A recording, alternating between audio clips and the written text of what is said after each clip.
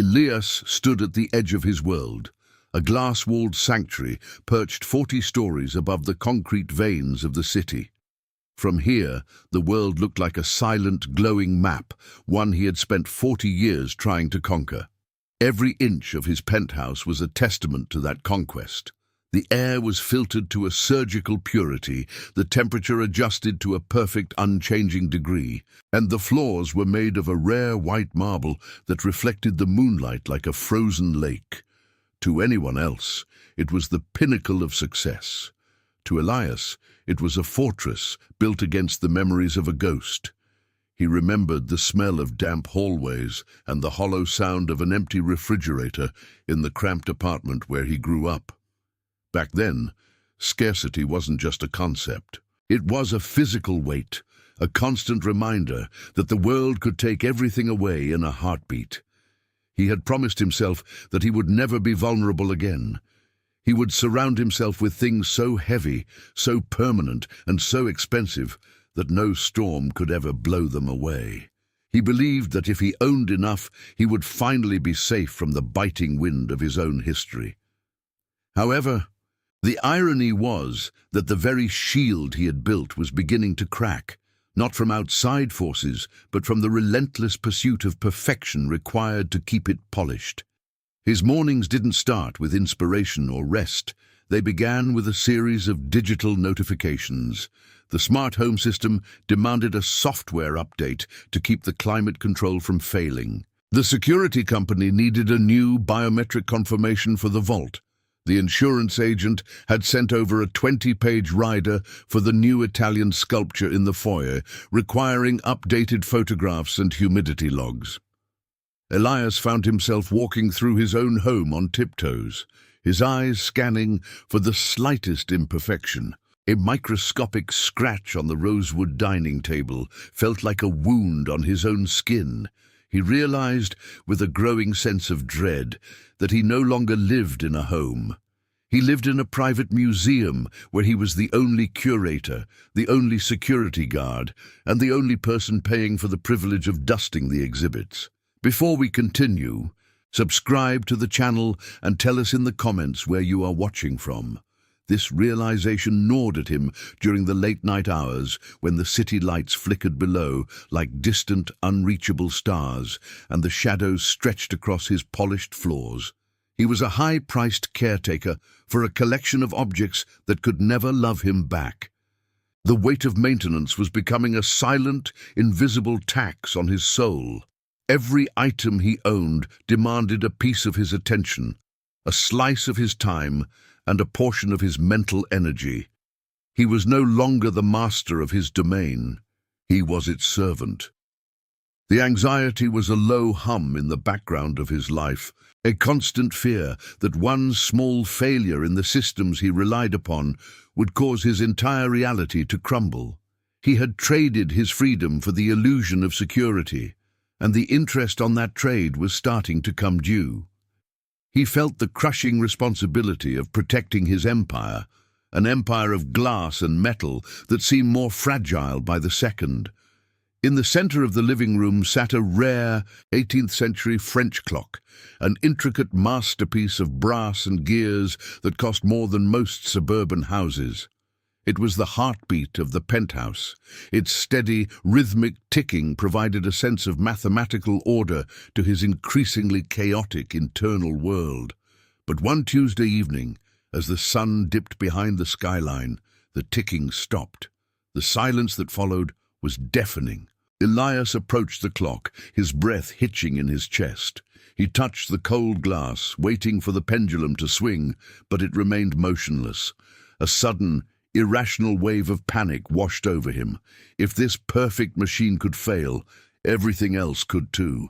His heart began to race, mimicking the frantic rhythm the clock had lost, while a cold sweat trickled down his spine. He felt the walls of the glass penthouse closing in, the very transparency he once loved, now making him feel exposed and hunted. He was suffocating under the weight of his own peace of mind. Then, the silence was shattered by the sharp, intrusive ring of his encrypted phone. It was his lead investment broker. The voice on the other end was trembling, stripping away the last of Elias's composure. The primary venture capital fund, the one holding the vast majority of his liquid assets and collateral, was collapsing. In a single phone call, the glass walls that protected him felt like they were turning into shards, ready to fall into the abyss of his forgotten past. The broker's voice faded into a dull, high-pitched ringing in Elias's ears. The collapse wasn't just a number. It was the structural integrity of his entire identity, failing in real time. Instead of calling his lawyers to salvage his future, he began to pace the marble floors, his eyes darting from the Italian sculpture to the wine cellar. He wasn't thinking about his retirement. He was thinking about the objects. He felt a frantic need to protect them, as if these inanimate pieces of stone and metal were the only things keeping his heart beating. He spent 48 hours in a blur of phone calls, not to fix the investment, but to ensure the insurance premiums on his art were paid. He was drowning, yet his primary concern was making sure the anchors stayed polished. Sarah found him in the study, surrounded by legal documents. Her face, usually a source of calm, was etched with pity. She knelt beside his chair, placing a hand over his trembling fingers. She spoke of a cottage they had seen once, a place where the air smelled of pine, and the only thing they would own was their time. She begged him to let the penthouse go, to sell the collection before the banks moved in, and to find a life where they didn't have to perform for their furniture. But Elias pulled away. To him, the suggestion was an insult to every hardship he had endured. Selling the penthouse wasn't a strategic move. It was a total surrender to the poverty of his youth. He told her that without these things, there was no him left. He saw her flinch, realizing he had become a ghost, haunting his own luxury. Desperation drove him into the shadows. He began signing papers for high-interest bridge loans designed to prey on the pride of the wealthy. The interest rates were predatory, but the cost was irrelevant as long as the lights stayed on and the security system remained active. He was cannibalizing his future to feed the appetite of a present he could no longer afford. He stopped eating, his appetite replaced by caffeine and adrenaline. He was caught in the sunk cost fallacy, believing that because he had invested his life into this lifestyle, he had to double down regardless of the risk. The luxury that was supposed to be his shield had become a cage, and he was reinforcing the bars with every loan. Sleep became a luxury. Every time he closed his eyes, he heard the silent ticking of the stopped French clock, a reminder of the entropy eating his world. He began to wander the penthouse at night, a restless phantom in silk pajamas. The glass walls now felt like the boundaries of a velvet-lined prison. The city lights mocked him, billions of eyes watching his slow disintegration. He would touch the cold surfaces of his belongings, looking for comfort, but they felt hollow. The weight of ownership was physical now. His shoulders slumped under the burden of everything he owned. The air felt thick, as if the objects were breathing his oxygen, leaving him gasping for air in his own sanctuary. Then came the silence of the social circle. The news of his instability traveled through the city's elite corridors like a virus. Invitations to galas stopped arriving, and his phone, once buzzing with friends, grew quiet. He reached out to a few, but the responses were brief and empty. He realized he had never been the guest of honor. His wealth had been. They hadn't come for Elias. They had come for the view. Now that the facade was cracking, they scattered like shadows. He sat alone in his darkened theater, the audience gone, the stage lights flickering. One night, Elias stood in the center of the dark living room, illuminated only by the streetlights below. He looked at the vast expanse of his empire, the paintings, the books, the furniture, and a strange thought entered his mind. He imagined a spark catching a curtain. He visualized fire consuming his treasures, But instead of horror, a strange warmth spread through him. He realized that if everything burned, he would finally feel a soul-shattering sense of relief. He would finally be light enough to fly. The morning after his epiphany, the sunlight hit the glass walls with a harshness that no longer felt like a crown. Elias did not wait for the next legal letter or the next loan officer to demand their pound of flesh. He sat at his mahogany desk and signed the voluntary repossession papers with a hand that did not shake.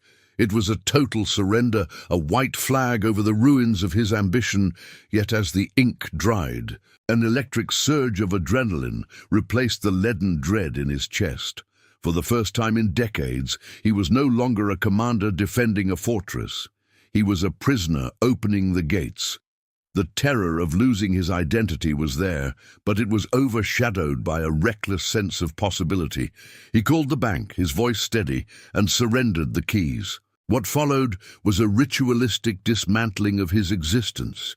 He didn't just let the bank take the assets. He stripped away the layers of his life with focused intensity. He organized sales where strangers haggled over the marble tables and designer chairs that had once defined his worth. He watched as the 18th century French clock, the broken heart of his home, was carried away by a collector. With every object that crossed the threshold, Elias felt a physical lightness, as if he were shedding heavy skin. He donated his bespoke suits, keeping only what fit into a suitcase. The dead weight of his luxury life, the items requiring constant maintenance and vigilance, were vanishing. The echo in the empty penthouse didn't sound like a hollow void. It sounded like the room required to finally breathe. The transition to the small, sparsely furnished studio was a jarring collision with the reality he had spent a lifetime avoiding. It was a cramped space, with peeling paint and a window overlooking a noisy street instead of the skyline. The social stigma of his failure became a tangible cold wind. He saw it in the eyes of former acquaintances who looked at his lack of a luxury vehicle with a mixture of pity and relief. Yet, the sting Elias expected never arrived. He realized the monstrous ego he had spent a lifetime feeding was finally starving to death, and its passing brought crystalline clarity. He was no longer a performance artist for an audience that had already abandoned the theater. He was just Elias, a man stripped of his props but in possession of his script. In this simplicity, his relationship with Sarah began to heal in the quiet spaces where status once lived. They spent evenings walking through the public park, watching the sunset without the filter of reinforced glass. They talked for hours about memories and the future, undistracted by the demands of a high-maintenance lifestyle. Sarah looked at him with respect for the man who had survived his own obsession. Elias rediscovered the joy of a library book and the profound luxury of uninterrupted sleep. He no longer woke up to check security feeds or stock tickers. His peace of mind was no longer a commodity to be protected. It was his natural state. He was no longer a caretaker for his belongings. He was finally the owner of his time. He understood now that everything a person owns eventually demands a portion of their soul in exchange for its presence. True freedom was not the ability to buy anything, but the ability to walk away from everything without losing yourself. He had spent his life building a shield against the vulnerability of his childhood, only to find the shield was the thing crushing him. Now, Elias sits in his quiet room. There is only a single wooden chair, a table, and a book he has been meaning to read for years. The room is silent, but the silence is full of the peaceful rhythm of his own breath. He has nothing left to lose. And in that beautiful emptiness, he has finally found the wealth that millions could never buy, a mind at rest. He is finally free. This is the peace he sought.